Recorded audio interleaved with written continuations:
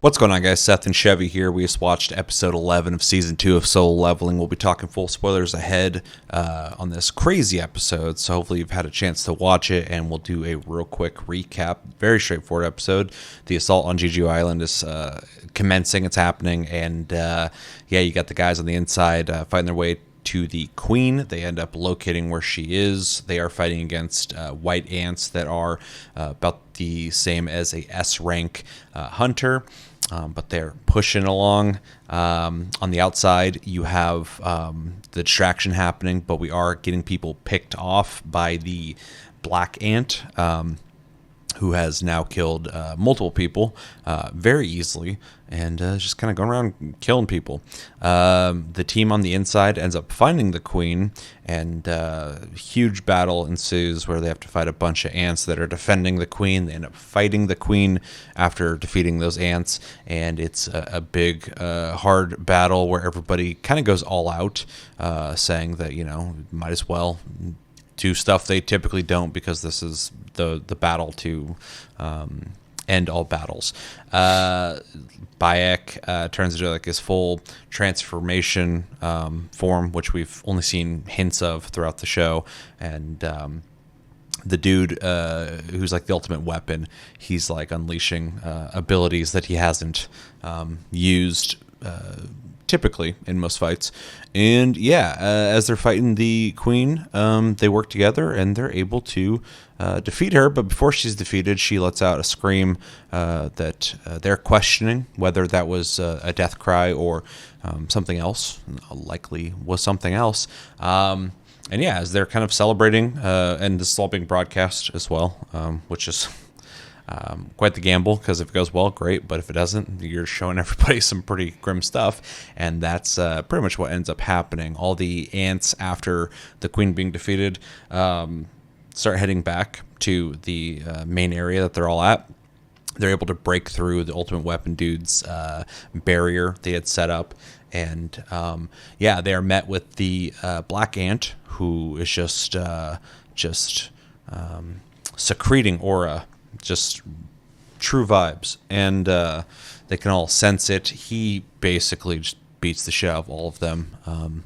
Sometimes it seemed like he was like killing them, but they have a healer who was doing his best to keep everyone healed. Like almost instantly. It's crazy. He ends up, I think, getting killed. It seemed like he got killed, because everybody else kind of seemed like they were getting killed too, but he was just on top of his shit, I guess.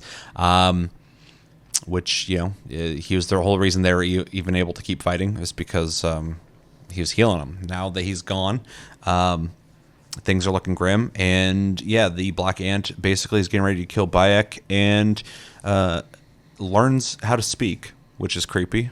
After emulating the healer talking at first, then he starts speaking fluently, looking for their king, because he says they're all weak. All the S ranks are weak to him. And he goes to pursue the king that he feels is somewhere. Someone is more powerful, and he goes and just leaves them because they're not a threat to him. And they're left going, what the fuck? So we jump forward outside. We got the lead dude. I think his name's Goto? I'm pretty sure that's the dude. He's with the team, and they're running around the island. They're checking where people are at, because people aren't. They're losing communication with people. What was said between him and Japan, though? The higher ups. They basically want to say that their job's done, and the cover up's basically going to be that the S ranks from Korea failed. Because they're just going to leave them to die, basically. And they left to, save their own butts, basically. And then he was like, getting rid of competition. Basically, political charged move. It's political stuff, So they're pulling that, but as they're getting ready to pull out, the black ant runs into Goto, killing one of the two people that was with him. He tells the other one to run. He was able to block the attack because he sensed it, showing that he's pretty powerful. But he's asked if he's the king. He said he is, and then we get a quick glimpse of like his sword breaking. Yeah. And I don't think we saw anything after that. No, and right before that too, like the ant like pushed out like so much magic that it reminded him of I can't remember the main character's name. Jinwoo. Yeah. Yeah.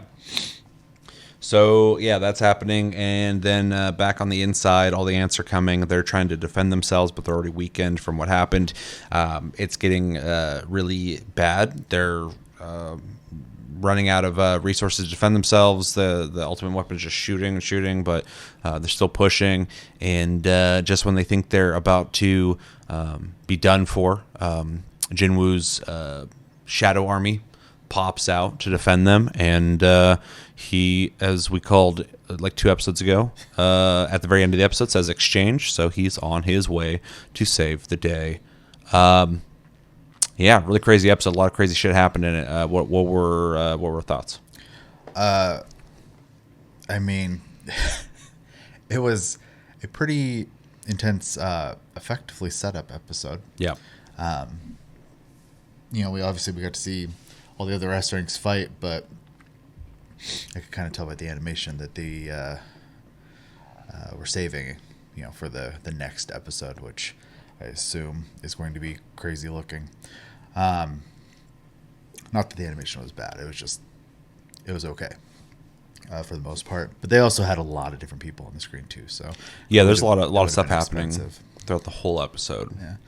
That being said, it was cool to see them kind of work, in a team like setting, tank, healer, archer, stuff like that.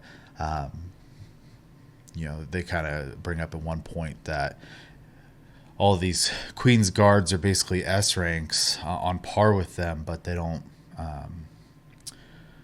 really have strategy other than move forward versus the way they operate is more in tandem and teamwork and stuff like that. Well, they're also fighting the ants by themselves. There'll be multiple of them fighting one, so they can outman them by just having numbers on them. Yeah, and so basically just using strategy to overcome the near equal just raw power. The dumb ants. Yeah, ironic. And then the Queen was able to take like a huge beating, which was interesting to see because we got to see all of them kind of just like unload basically on the Queen, just to show off all that power and then get slapped.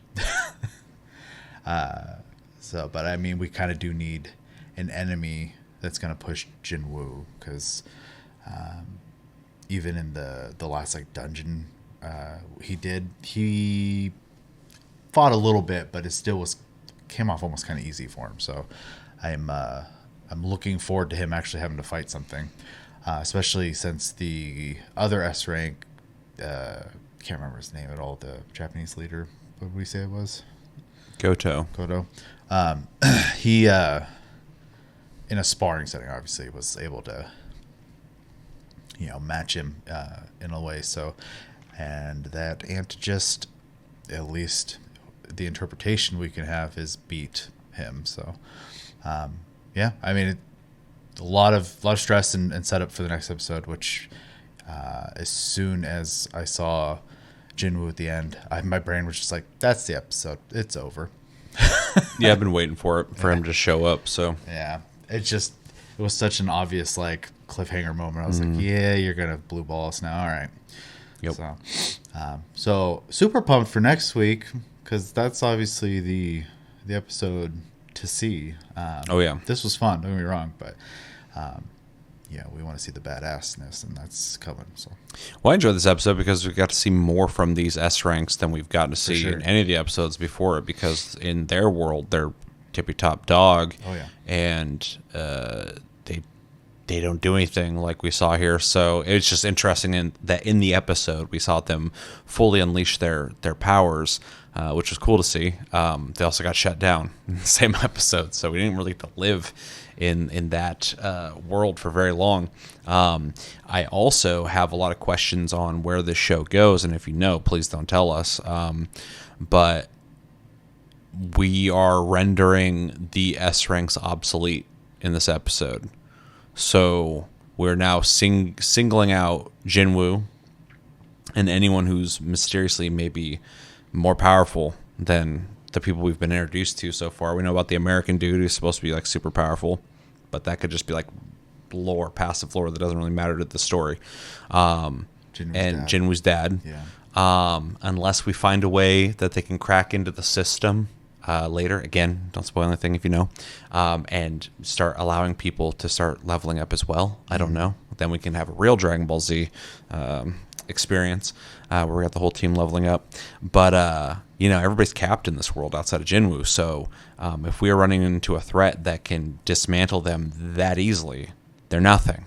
Then the vast ocean of S rank, we better find some people who are way the fuck at the deep end we don't know about yet.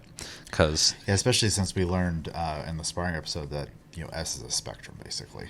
It's a huge spectrum. Yeah, that's what I was saying. They need to have some more rankings over S because what we saw at the bottom of S and at the top of S, and then Jinwoo's in there. He's an S rank, but we are seeing in this episode he's going to be the only thing that's even going to be possibly a defense for anything. Everyone else can't do anything against this guy. So if he's S rank and they're S rank, then S rank needs to be rethought because that's fucking crazy. But again, if it is that nebulous of a ranking, then there might be other people out there who are like super powerful too. But again, they're capped. They can't keep leveling. So I'm really curious to see where things go from here because we just kind of changed the dynamic. But it's not the first time this show has just gone like, yeah, let's fucking throw that out the window and just kind of change everything. So, that Jinwoo's mom successfully was like brought back, and that just kind of ended as a story arc. It's like, oh, okay, I guess that's not the motivation anymore. Happy cool. ending there, yeah. So they're definitely willing to like, change things up. But yeah, so anyway, for the episode, I thought it was a fun episode. I like I said, I liked seeing the S ranks in their full glory. I would like to continue to see them in their full glory, but I don't know if they're useful anymore, which sucks. The fight against that queen I thought was pretty cool. She's pretty tough. I also liked seeing the complete decimation of all the ants, especially with the ultimate weapon. We've been hearing about this dude for so long, and to see him just nuking stuff. I mean, he's like truly like the glass cannon nuker that you would see in an MMO that just can't take hits but can just annihilate stuff. So that's fun. It was also cool to see like a ranger type character in the show. The dude with the cowboy hat who was shooting arrows everywhere. Dorky hat, dude. As soon as I saw him with the hat, I was like, "Is he like a fucking?" So archetypical. Yeah, exactly. Yeah.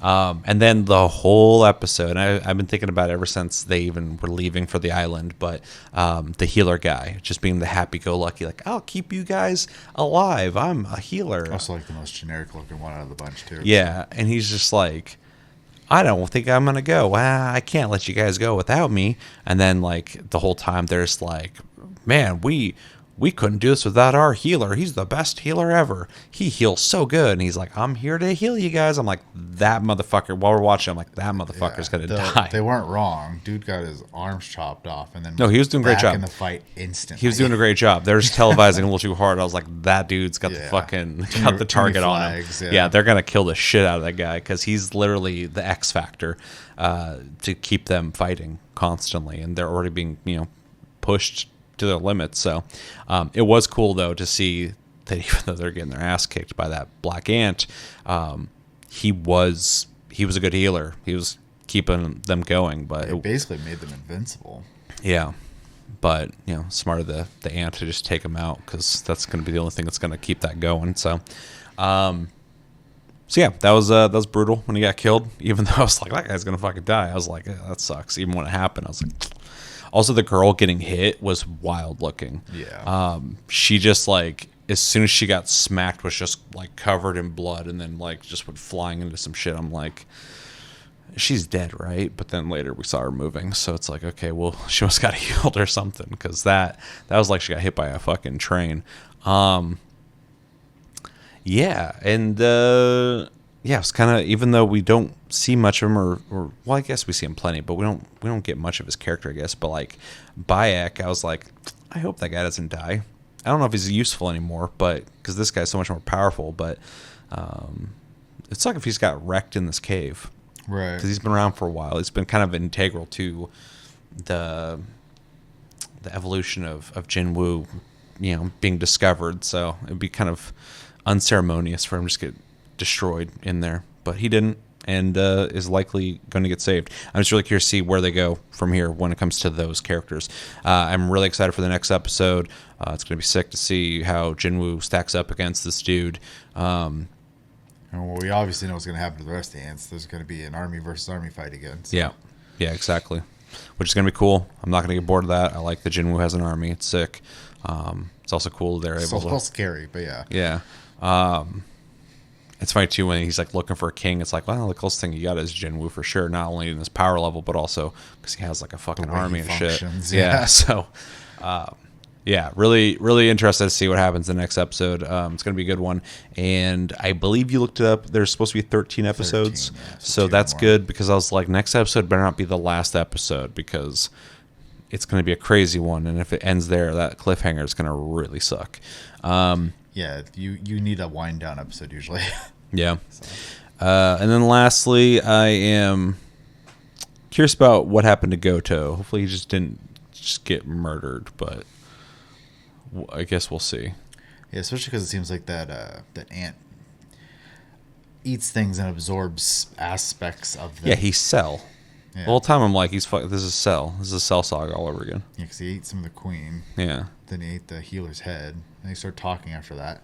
Oh, yeah, he did eat the healer's head. I forgot. He just went bam and just ate that. Punched him in the back. Yeah. Gave him the old alien chest burster treatment and then ate his head off. And then from that, learned how to talk. So. Yeah, which is creepy. He's just repeating the same thing and then he started like forming sentences. I'm like, ew, I don't like that. Well, it's like he knew communication, but he didn't know human tongue. And so he had to learn that real quick from the brain, I guess. Mm-hmm. I don't know what the logistics there are, but gotta eat your brain and gain your knowledge. But yeah, good episode. Looking forward to the next one, and really curious to see how they end this season and where are things going. We're gonna need some like big changes to happen soon because I feel like we're getting to the end unless the show ends soon. Like maybe next season's the last season. I don't know. No idea. I don't know how long this story goes for. Without spoilers, let us know if it's a short one or not. But I feel like we're concluding to something, but there's like a lot of things that are still unanswered. So I feel like we're gonna have to like open up a whole new realm of possibilities to get the story to keep moving because so many people are obsolete now. Well, in all fairness, too, the beginning of the show, we have the world and its rules, and they would take a weakling, and the system changes the rules. I mean, that entire setup could literally just happen again. So sure. Well, we have like almost no answers with the system, and it's doing a bunch of stuff, and it's hinting towards like it's like manipulating things in the system to do what it wants. Mm-hmm. And we know his dad was like gone forever in a dungeon. Like 5 years, I think. Yeah, and then came out and he disappeared. And it's like there's so many things still unanswered. So it's like, everything feels like it's concluding. It's not. So I'm curious to see where it goes. Yeah. Just the big original plot point is exactly those are all concluding. So yeah, but like the first season starts off with this whole Jeju Island situation, and now we're like concluding that. But now there's and the mom. And so, yeah, it's just really interesting. Really curious to see where everything goes. Really enjoying the show. And, I think that's all I got. So let us know unless you got anything. Let us know in the comments what you guys think about this episode. Was it fucking crazy for you too? And where do you think things are going to go? Unless you know, please don't tell us. And favorite parts of the episode. Maybe there's something we missed in this episode that we didn't talk about. Talk about it in the comments. And... what do you think is going to happen in the future? And recommendations. When this ends, we're going to start watching. I think we're planning on what's that? Lazarus, which I'm really excited about. And then I think we're going to dabble in Shogun. Yeah. Because we never watched that when it came out either. So stay tuned for those reviews. If you have any recommendations, let us know. And Yeah, I think it's going to do it for this review. I've been Seth, this has been Chevy. Until the next review, which should be Sakamoto Days, episode like 12 or something. I'll talk to you guys later.